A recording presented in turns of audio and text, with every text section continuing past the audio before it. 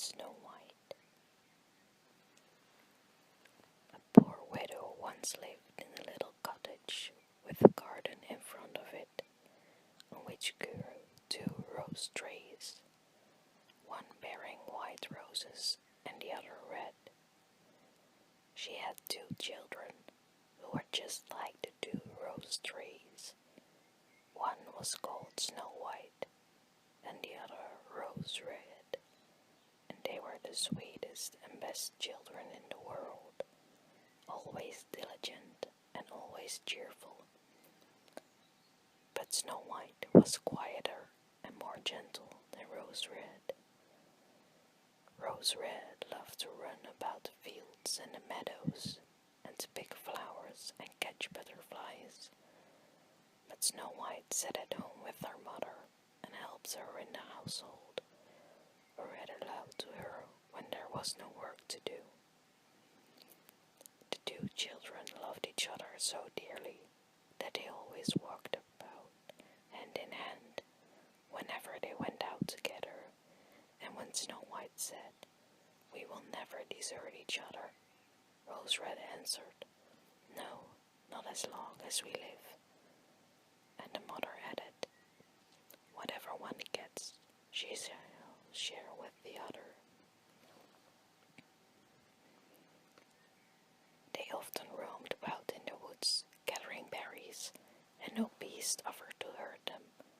On the contrary, they came up to them in the most confiding manner. The little hare would eat a cabbage leaf from their hands. The deer grazed beside them. The stag would bound past them merrily, and the birds remained on the branches and sang to them with all their might. No evil ever befell them. If they tarried late in the wood, and night overtook them, they lay down together on the moss and slept till morning, and their mother knew they were quite safe, and never felt anxious about it.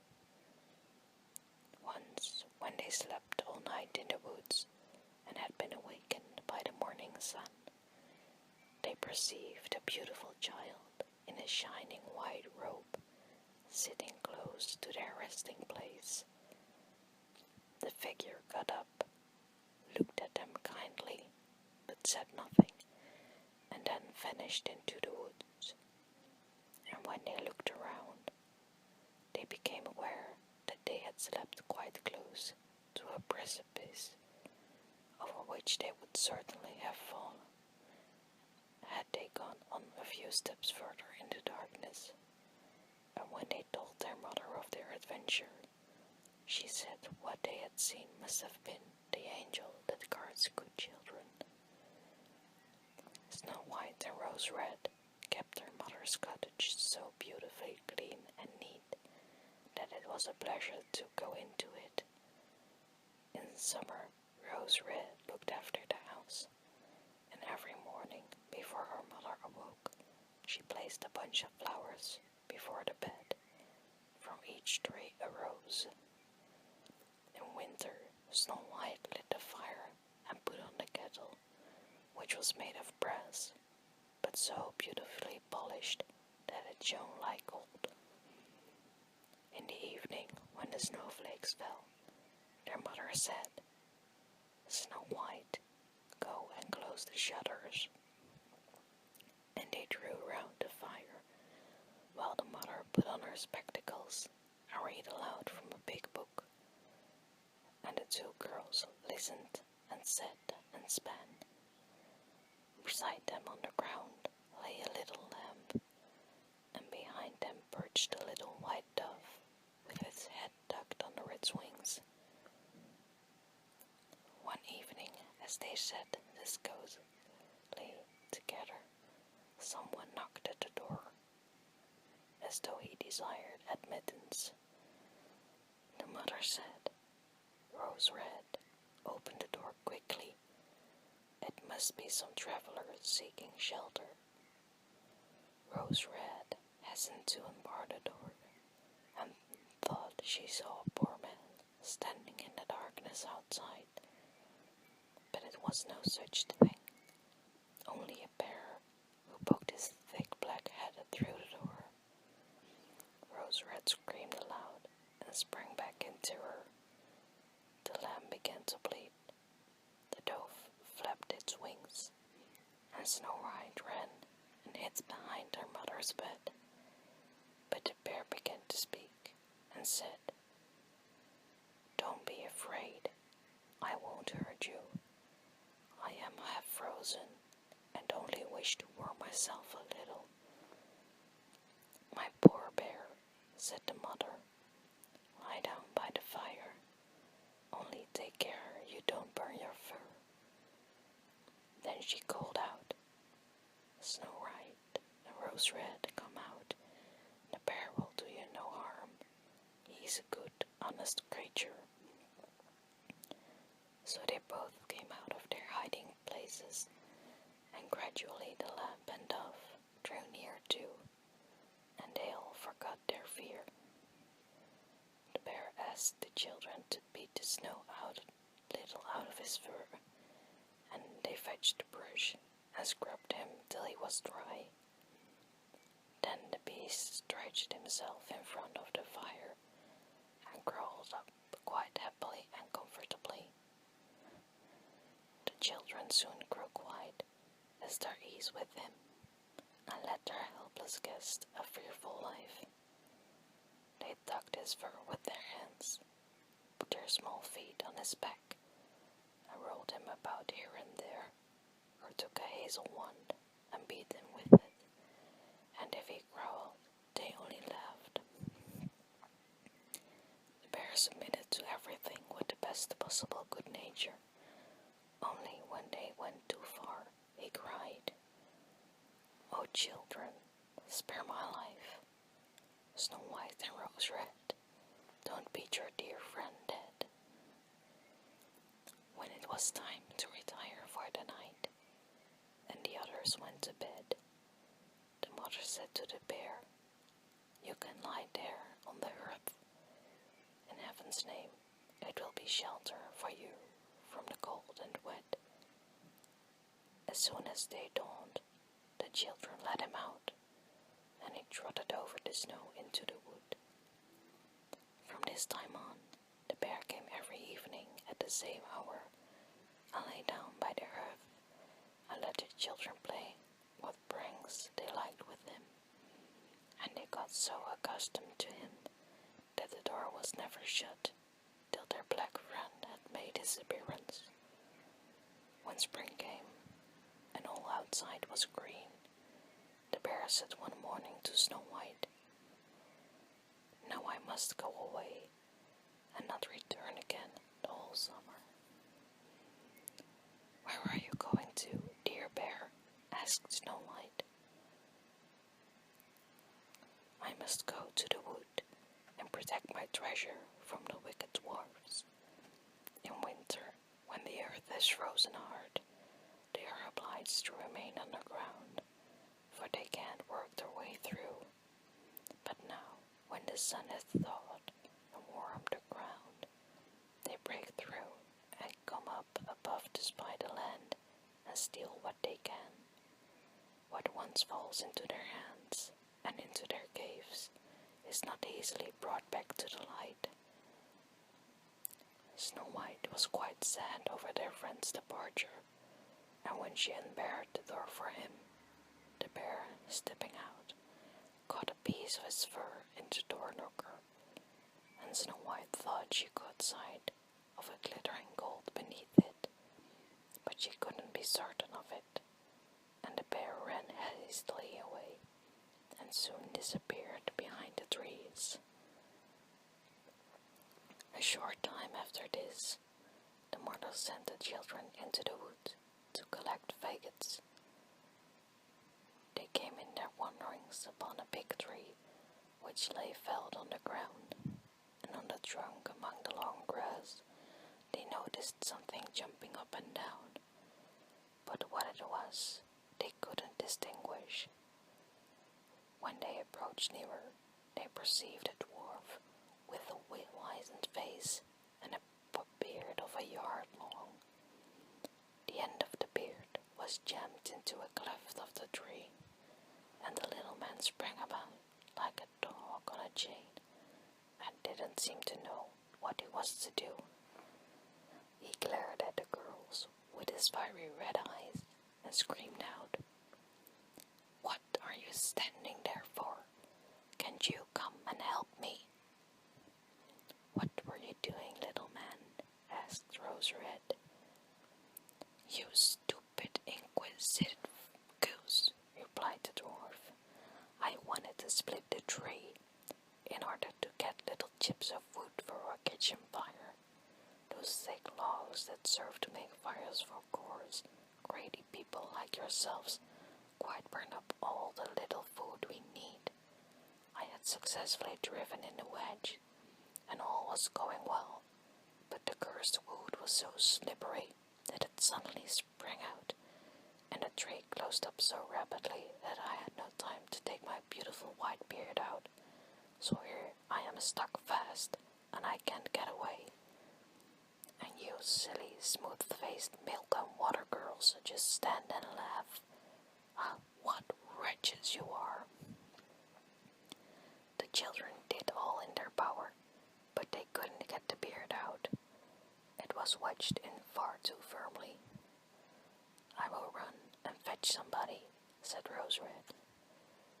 "Crazy blockheads," snapped the dwarf. "What's the good of calling anyone else? You're already too many for me. Does nothing better occur to you than that?" "Don't be so impatient," said Snow White. "I'll see you get help." And taking her scissors out of her pocket, she cut off the end of his beard. As soon as the dwarf felt himself free, he seized a bag full of gold, which was hidden among the roots of the tree, lifted it up, and muttered aloud, "Curse these rude wretches, cutting off a piece of my splendid beard."